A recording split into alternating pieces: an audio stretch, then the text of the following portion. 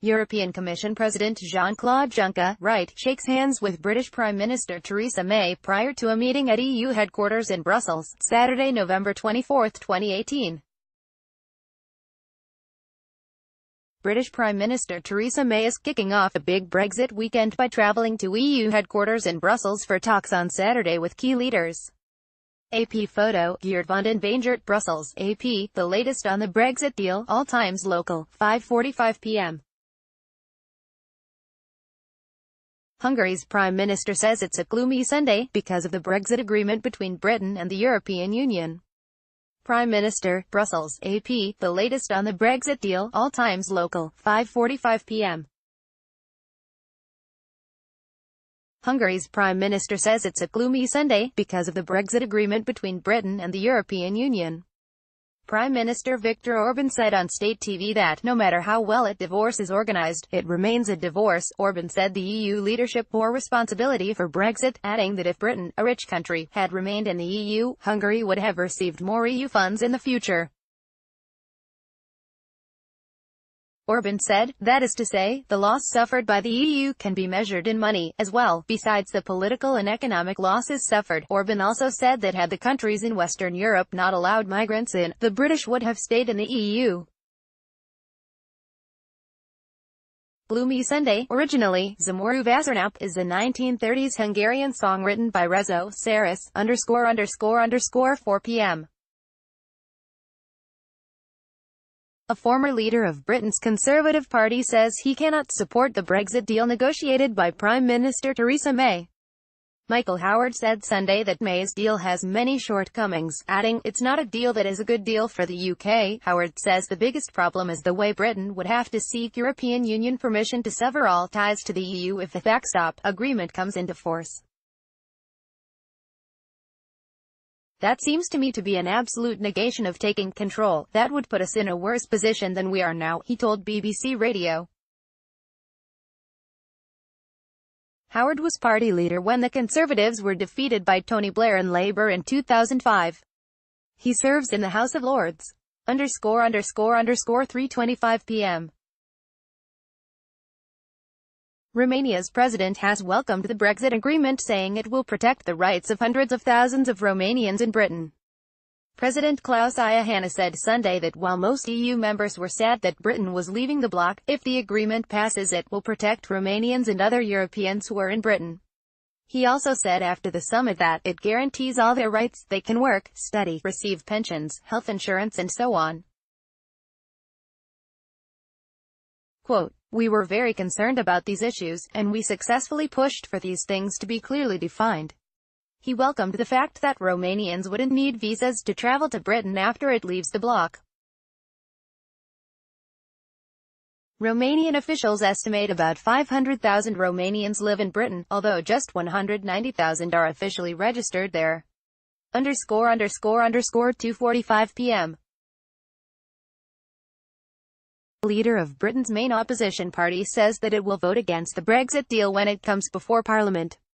Labour Party leader Jeremy Corbyn said after the EU summit Sunday that the arrangement agreed to by Prime Minister Theresa May is a bad deal for the country, that leaves us with the worst of all worlds. He said that Labour's goal is to vote this deal down in Parliament and then work with others to block a no-deal outcome that many believe would badly damage Britain's economy. The party would instead fight for a sensible deal that would include a permanent customs union, a single market deal and guarantees on workers' rights and other issues. Labour's opposition to May's proposal will make it harder for her to win majority support in Parliament. ____2:30 p.m. French President Emmanuel Macron has said the European Union must learn lessons from Britain's decision to leave it. Speaking from Brussels, Macron said that the exit of a major member state for the first time in the bloc's history showed Europe is fragile, and the EU is not a given. The French leader said European leaders have a duty to protect it against all those who forget that it is a guarantee of peace, prosperity and security. Macron also paid homage to British Prime Minister Theresa May for seeking a path to durable cooperation with the EU, while defending UK interests during negotiations. 27 EU leaders endorsed a deal Sunday that sets out the terms of Britain's departure on March 29 and sets a framework for future ties. _____ 2 p.m. British Prime Minister Theresa May says she is not sad about leaving the European Union, even though she recognizes some Britons and some European leaders feel that way. May said Sunday she is full of optimism about Britain's future outside the EU bloc, after leaders finally signed off on a Brexit deal in Brussels after months of negotiations. "The way I look at it, actually, this is for us now to move on," she told a press conference, asserting Britain had reached a good deal, with many benefits for Britain and its people. She spoke after German Chancellor Angela Merkel and other European leaders expressed sadness about Britain's planned departure. May said Britain will continue to have warm, friendly relations with European countries after it leaves the EU bloc. _____ 1:50 p.m. Irish Prime Minister Leo Varadkar is welcoming the Brexit agreement, saying that anybody who believes a better deal can be found is deluding themselves. Varadkar said that the entire European Union today was very much of the view that there couldn't be a renegotiation. He said those who oppose the deal don't agree among themselves what that better deal could be. They probably wouldn't have a majority in Parliament for an alternative deal either, and they certainly wouldn't have 28 member states signed up to it. He added, any other deal really only exists in people's imaginations. Varadkar said he believes British Prime Minister Theresa May's chances of getting the agreement through Parliament are strong. British lawmakers, he believes, will see that the alternative is a no-deal, cliff-edge Brexit, which is something of course that we all want to avoid. _____ 1:40 p.m. British Prime Minister Theresa May said the Brexit deal that European Union leaders signed off on Sunday was the best and only possible deal for the British Parliament to vote on, warning lawmakers there would be no option to renegotiate anything. May told reporters after a Sunday morning summit she agreed with EU leaders, saying that there would be no other options on the table before Britain leaves the bloc on March 29. "If people think somehow there is another negotiation to be done, that is not the case," she said. "This is the deal that is on the table. This is the best possible deal. It is the only possible deal." _____ 1:30 p.m. British Prime Minister Theresa May says the UK Parliament will vote on the divorce deal with the European Union before Christmas. May says Sunday's signing off on the agreement by the EU marks the end of one phase and the start of a crucial national debate on Britain's future. May says she will fight, heart and soul, to get backing for the deal, which faces huge opposition among her Conservative lawmakers as well as the opposition. She says, "I think we have a duty as a parliament to deliver Brexit." _____ 1:25 p.m. The Spanish Prime Minister says that Spain's position on the disputed British overseas territory of Gibraltar has emerged stronger in the Brexit deal signed off Sunday by European Union leaders. "With the departure of the UK we all lose, especially the UK," Pedro Sanchez told reporters at a news conference Sunday after the EU leaders' meeting. But in relation with Gibraltar, Spain wins, and Europe wins. Spain claims Gibraltar even though it was ceded to Britain in 1713. The country was the last to agree to the Brexit deal, saying it would only back it on condition of a guarantee of Madrid's say in the future territory at its southern tip. Asked whether Spain would seek co-sovereignty of Gibraltar during future negotiations, Sanchez said that his government planned to talk about everything. ____ 1:20 p.m.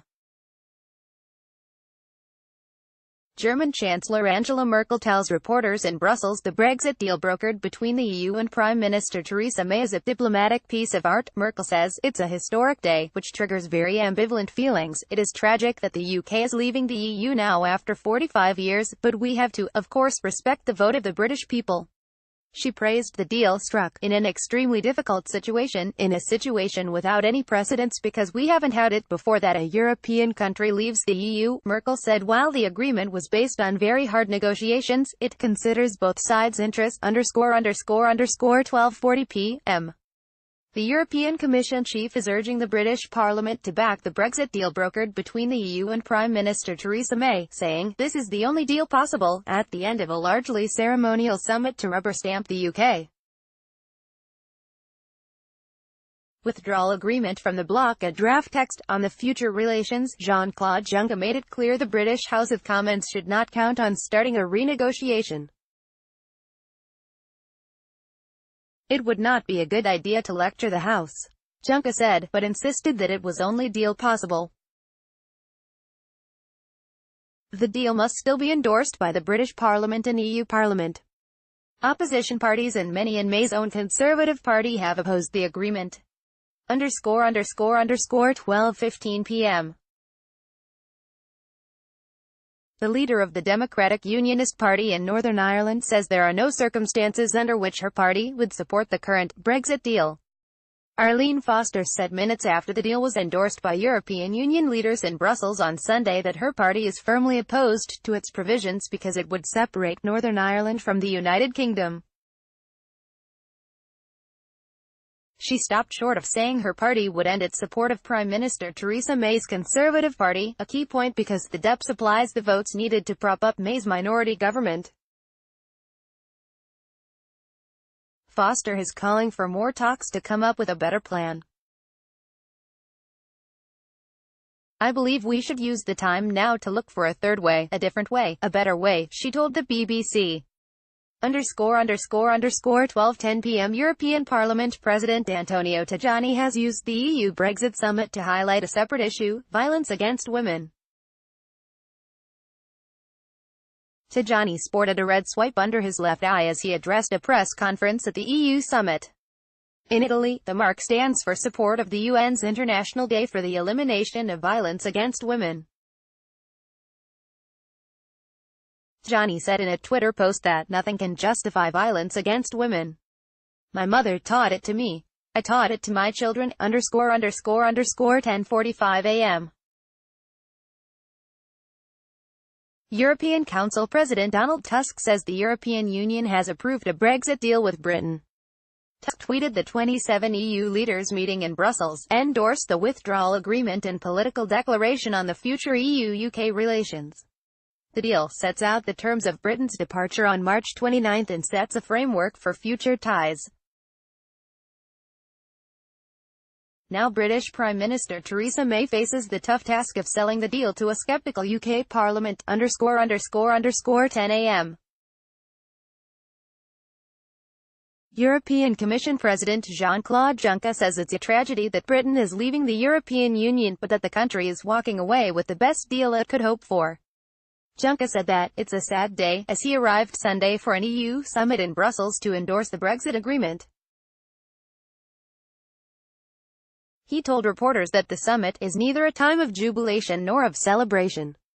"It's a sad moment, and it's a tragedy." Asked whether a better agreement can be found should the UK Parliament reject it, Juncker said, "This is the deal. It's the best deal possible. The European Union will not change its fundamental position." 9 a.m.